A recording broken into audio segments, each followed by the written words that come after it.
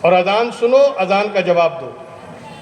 یعنی قرآن جب پڑھا جائے، قرآن کریم کی تلاوت کی جائے تو قرآن سنو، مگر اگر اذان ہونے لگے تو قرآن کو بھی بند کرو، اذان سنو.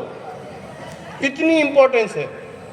اور اگر ہم نہیں سنتے گنہگار ہیں، اذان کا جواب نہیں دیتے گنہگار ہیں.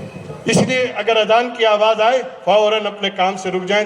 2 منٹ 3 منٹ لگتی ہے، اذان کا جواب دیں. جانتے اس کا فائدہ کیا ہوگا؟ جب ہمیں قبر میں دفنایا جاتا ہے، آپ نے سنا ہوگا قبر میں دفنانے کے بعد اذان بھی دیتے ہیں بہت سے لوگ. اذان دی جاتی ہے قبر پر تھوڑی دور ہٹ کے. کیوں اذان دی جاتی ہے؟ اس لیے کہ مردہ جو مرنے والا ہے اسے جب اٹھایا جاتا ہے اور وہ اذان کی آواز سنتا ہے تو بجائے منکر نکیر کو جواب دینے کے اذان کا جواب دینے لگتا ہے.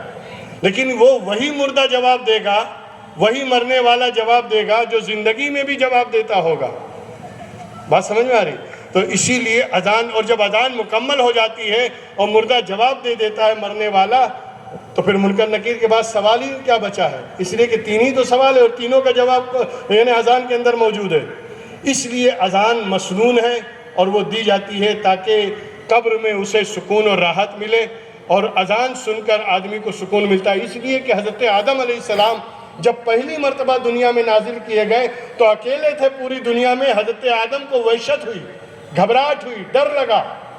تو حدیث پاک میں آتا ہے فَنَظَرَ جِبْرِيلُ وَأَذَّنَ بِالْأَذَانِ، کہ جبریل نازل ہوئے اور انہوں نے حضرت آدم کے سامنے کھڑے ہو کر اذان دی. اور جب اذان دی تو حضرت آدم کو سکون مل گیا. تو اذان سکون کا ذریعہ ہے، اطمینان کا ذریعہ ہے. اللہ کی طرف سے جو پکار ہوتی ہے اس کا جواب دینا ہم پر واجب ہے. بہرکیف قرآن کریم ہم نے جو سنا ہے اس کے تعلق سے جو کچھ بھی ہوگا دعا میں ہم اسی قرآن کو وسیلہ بنا کر اور اس سننے کو وسیلہ بنا کر اللہ کی بارگاہ میں ملتجی ہوں گے، اللہ کی بارگاہ میں دعا کریں گے. آپ سبھی حضرات شامل ہوں گے. بس ابھی 4 رکعت ہوگی، اس کے بعد 3 وتر ہوگی اور وتر کے بعد بیٹھے رہیں انشاءاللہ اجتماعی دعا میں شریک ہوں.